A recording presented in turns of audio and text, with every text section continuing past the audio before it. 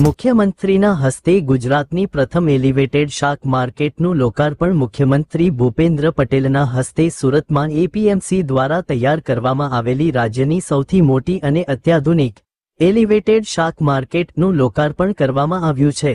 ગુજરાતના મુખ્યમંત્રી ભૂપેન્દ્ર પટેલના હસ્તે સુરતમાં ખેતીવાડી ઉત્પન્ન બજાર સમિતિ એપીએમસી દ્વારા તૈયાર કરવામાં આવેલી રાજ્યની સૌથી મોટી અને અત્યાધુનિક એલિવેટેડ શાક માર્કેટ નું લોકાર્પણ કરવામાં આવ્યું છે।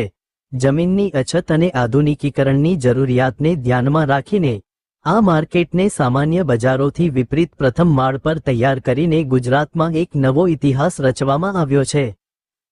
એપીએમસીમાં મહારાષ્ટ્ર, હરિયાણા, પંજાબ, ઉત્તર પ્રદેશ, આંધ્ર પ્રદેશ, મધ્ય પ્રદેશ, રાજસ્થાનના ખેડૂતો અહીંયા આવી અને શાકભાજી લાવી રહ્યા છે।